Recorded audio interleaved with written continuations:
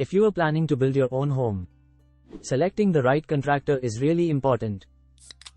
Let's know a few things about contractors and what they're responsible for. Contractor is a skilled professional who turns you make your dream home into reality through the construction process. That's why it's important to always conduct a comprehensive background check.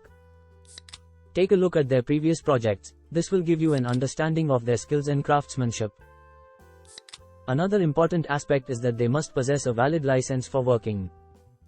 Now, we'll see the roles and responsibilities of contractors.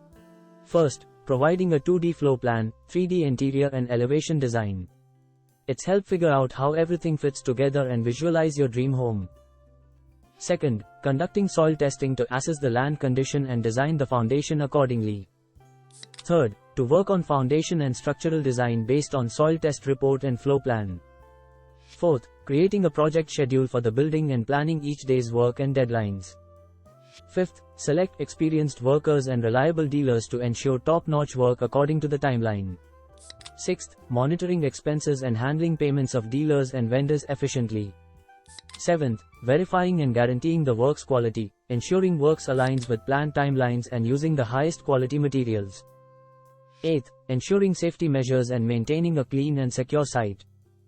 Ninth, arranging the right tools, machinery, and materials. Last but not the least, tackling unexpected challenges such as materials damage.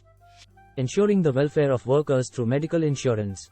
Always having a backup plan for anything that goes wrong. These are few things about contractor.